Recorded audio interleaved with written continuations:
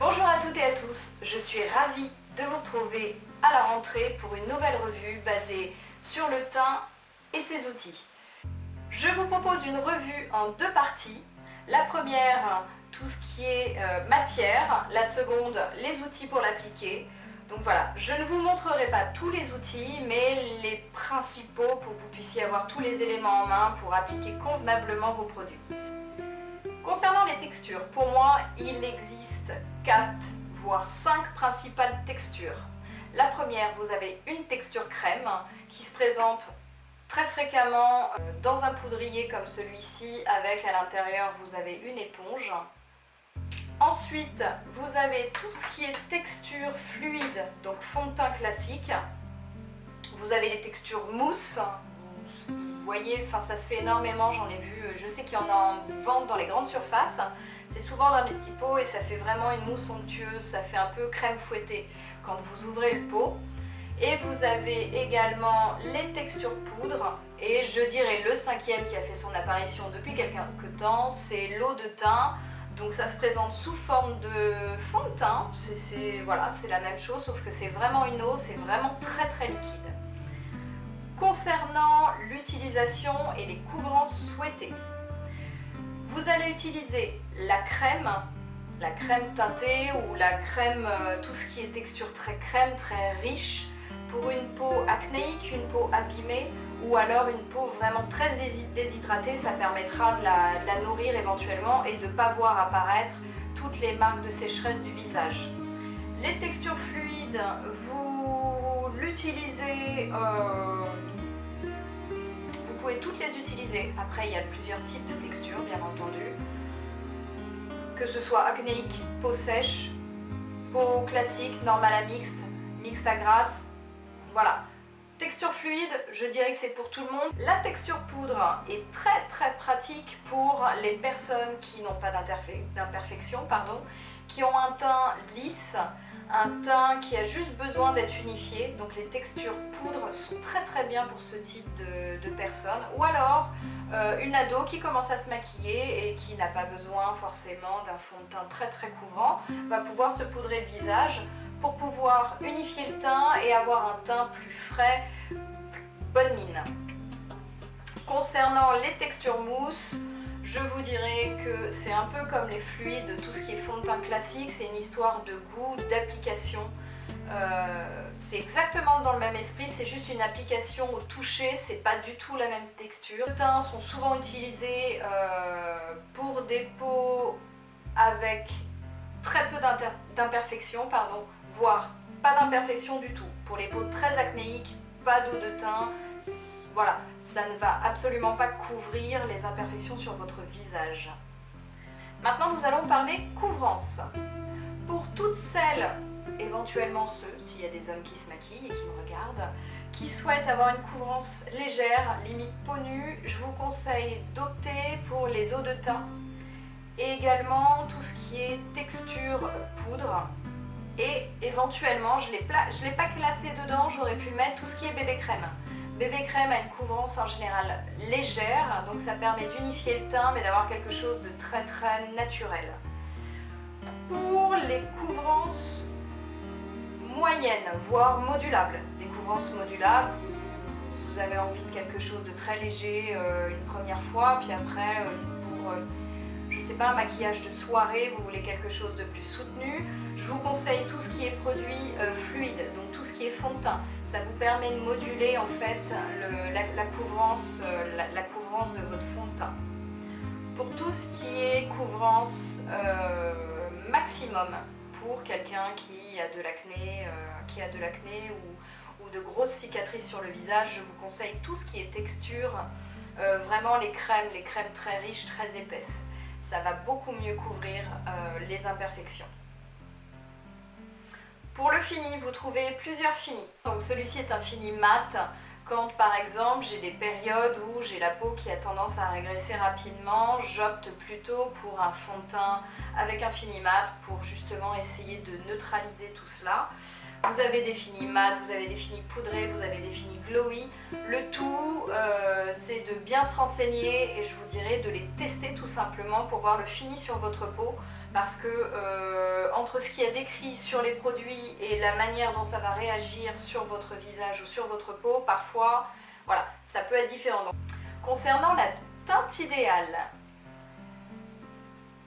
quand je vous parle de ça, je pense à une petite histoire. Ma meilleure amie, on avait 15 ans et elle avait tendance à avoir un teint, quand on la voyait, on avait l'impression qu'elle revenait du ski.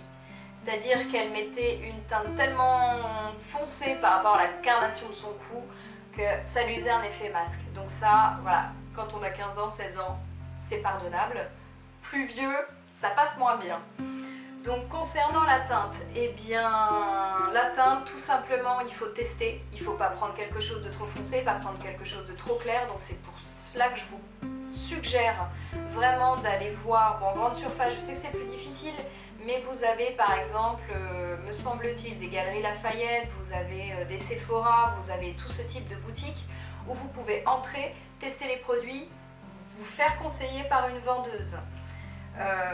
Voilà, ça vous permet de voir la teinte et sachant que la teinte, pour voir si la teinte vous convient, c'est pas sur la main, on essaie en général sur la mâchoire pour se rendre compte en fait de la différence de couleur avec le cou. La base, c'est que le fond de teint, même si vous en mettez, on va dire, sur plusieurs applications, sur plusieurs couches, il faut essayer de garder quelque chose de cohérent et que ça ne vous fasse pas une démarcation et un effet masque. C'est très très important. Important pour moi aussi, un produit teint, que ce soit fluide ou poudre, il en faut au moins 2. Pourquoi? Je vais vous expliquer pourquoi. Moi j'en ai bien plus et la collection n'a pas fini de grandir, de s'agrandir. 2, pourquoi? Parce que il faut pour moi une teinte printemps-été et une teinte automne-hiver. Tout simplement parce que vous allez bronzer, vous allez prendre des couleurs, votre mine sera différente. Donc voilà, pour moi il faut 2 teintes. Sachant qu'il ne faut pas passer d'un extrême blanc à un extrême foncé. Voilà, c'est à vous de tester, à vous de voir. Là, nous sommes début septembre, je pense que beaucoup d'entre vous ont encore des couleurs de l'été, donc c'est le bon moment, à la limite, de choisir son produit teint, ou alors, c'est vrai qu'on arrive en fin de saison, mais on va dire qu'au mois de mai, juin, vous pouvez déjà choisir votre produit teint que vous porterez pour l'été. Voilà, juin, vous avez eu le temps de prendre le soleil, vous avez de meilleures mines, vous avez des couleurs, donc c'est beaucoup plus facile de se faire une idée. Pour ce qui est de la couleur, je vous dirais automne-hiver, fin octobre, voilà, tout simplement fin octobre, ou même bien avant malheureusement, mais fin octobre ou mois d'octobre, mi-octobre, vous aurez votre teinte classique d'hiver, donc voilà, vous pouvez tester à ce moment-là. Pour moi, 2 teintes. Après, comment vous dire, j'ai plusieurs fonds de teint, donc là j'en ai 4. Celui-ci est une bébé crème. Je pourrais en avoir plus. Pourquoi j'en ai autant? Il y a des femmes qui en ont bien plus que moi, hein, je vous rassure. Pourquoi j'en ai autant? Pourquoi? Parce que votre peau, elle vit avec vous. Et du coup, votre peau, par moment, va être sèche, par moment, va être déshydratée. Par moment, elle va être grasse, elle va régresser et je vous dirais que selon ces périodes, j'adapte le fond de teint à mon visage, en fait, à la qualité de ma peau. En seconde partie de cette revue, nous allons parler de tout ce qui est outils pour appliquer les matières. Pour moi, il y a 1, 2, 3, 4, 5 grandes familles d'outils pour déposer tout ce qui est poudre, fond de teint, mousse, eau de teint. Voilà. Le premier que je vous montre, c'est l'éponge, donc le Beauty Blender. Celui-ci, c'est le Beauty Blender, c'est une éponge. Donc, vous humidifiez l'éponge, vous l'essorez au maximum, vous allez voir qu'elle va gonfler. Et puis, vous tapotez, en fait, vous étirez pas la matière, vous tapotez de l'intérieur vers l'extérieur vos fonds de teint. Alors, le Beauty Blender, pourquoi je choisis celui-ci? C'est quand je souhaite avoir un effet flouté, un effet plus naturel, le fait de tapoter. Déjà, j'ai pas de marque, forcément de marque de pinceau, parce que parfois il y a des pinceaux qui sont de qualité moyenne et qui laissent des marques et on n'arrive pas à s'en défaire. Enfin voilà, il y a des matins comme ça ne veut pas. Donc le Beauty Blender permet d'avoir un effet plus naturel. J'ai ce pinceau là qui est un pinceau plat, celui-ci c'est un pinceau de chez Yves Saint Laurent. C'est un pinceau plat, c'est le type de pinceau que vous utilisez pour avoir une couvrance maximum. Voilà, vous prenez du fond de teint, hop, vous en mettez sur la main, vous prenez de la matière et vous la posez. Voilà, le pinceau plat c'est vraiment fait pour avoir une matière, une couvrance maximum. Vous pouvez l'utiliser pour tout ce qui est mousse, fond de teint donc fluide, et éventuellement tout ce qui est crème. Voilà, tout ce qui est poudre et eau de teint, c'est pas voilà, ça ne fonctionnera absolument pas. J'ai également un autre produit qui est en fait un pinceau. La différence des deux, vous voyez bien, celui-ci est un pinceau plat, celui-ci est c'est un bout arrondi en fait. Donc je ne vous cacherai pas qu'il y a des matins, voilà, c'est des questions d'envie et voilà. Il y a des matins, je préfère appliquer mon fond de teint avec ce type de pinceau. Je n'utilise plus le pinceau plat parce que j'ai vu que la couvrance était vraiment excessive pour moi et c'était pas forcément nécessaire d'avoir une épaisseur de fond de teint. J'avais pas tant d'imperfections que ça à cacher, donc c'était absolument pas nécessaire. Pour moi, mes petits chouchous, ce sont ces deux-là. Donc pareil, tout simplement du fond de teint sur la main, vous prenez de la matière et là, j'ai tendance, en fait vous partez toujours de l'intérieur vers l'extérieur, mais j'ai tendance à faire en circulaire. J'aime bien au niveau du nez, moi je trouve que c'est très pratique pour aller au niveau du nez, au niveau du menton si vous voulez. Voilà, j'aime bien l'application avec le pinceau rond. Celui-ci c'est un pinceau de chez Sephora et c'est le 56. C'est le fond de teint Précision Fini Naturel. Donc voilà, pour moi ça c'est un chouchou. Également, vous avez vraiment le gros pinceau. Alors celui-ci je vais m'en racheter un parce que celui-ci j'ai fait mes débuts avec, mais d'une il a fait son temps et de deux je voudrais quelque chose de plus petit. Parce qu'en général ce type de pinceau aussi gros c'est à utiliser. Vous avez posé vos fonds de teint, vous souhaitez que votre fond de teint tienne longtemps, vous prenez un énorme pinceau comme ça, un peu de poudre, hop, rapidement. Je voudrais quelque chose de vraiment plus condensé comme ça, ce qui permettra, lorsque à la place de mettre du fond de teint, je souhaite mettre de la poudre, ça permettra d'avoir une matière plus condensée à déposer sur le visage.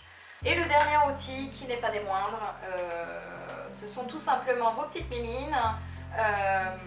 Après beaucoup de femmes, et je pense que, je sais pas, je serais curieuse de savoir d'ailleurs, beaucoup ou la moitié des femmes, ou peut-être les 3/4, je ne sais pas, quoique c'est en train de s'inverser, mais utilisent tous leurs produits teints liquides avec leurs mains. Ce que j'ai fait durant des années jusqu'au moment où j'ai découvert tout ce qui était pinceau. Donc là j'ai arrêté, mais c'est une question il y en a qui aiment toucher les matières, les textures, voilà. Très bien, mais attention, si vous n'êtes pas une pro du maquillage, je trouve que le fait de passer au doigt, des fois vous allez avoir un amas de matière quelque part, vous n'allez pas bien voir, des démarcations à ce niveau-là. Alors qu'avec un pinceau comme ça, vous prenez de la matière, pas besoin de prendre l'intégralité, petit à petit, on dépose, hop, et puis ça permet pour moi, ça permet de mieux fondre la matière qu'avec les doigts. Ça, c'est une histoire de goût, tout simplement. Après, le conseil que je peux vous donner et qui est extrêmement important, c'est que c'est super d'avoir tous ces outils-là. Je ne vous ai pas tout montré. Il y en a que j'ai en double pour la simple et bonne raison, c'est une question d'hygiène. Les pinceaux sont à laver minimum, je vous dis bien, minimum une fois par semaine, tout simplement parce que vous allez avoir des périodes où éventuellement vous aurez de l'acné. Vous allez utiliser les pinceaux, voilà, donc tout ce qui est bactéries et autres. Si vous ne les lavez pas, vous allez avoir de l'acné, un bouton infecté, chose qui peut arriver malheureusement. Et bien, si vous ne nettoyez pas votre pinceau, vous allez juste étaler la bactérie un peu partout sur le visage et c'est absolument pas, c'est pas ce qu'il y a de mieux. Donc pour moi, les conseils principaux que je pourrais vous donner, c'est de prendre le temps de choisir, prendre le temps de tester sur la mâchoire et non sur la main, choisir une couleur avec la carnation de votre peau, avoir minimum 2 produits de teint et savoir tester éventuellement des outils pour déposer vos produits teints sur le visage. J'espère que cette revue vous aura plu. Je vous embrasse et je vous dis à très bientôt. Bisous!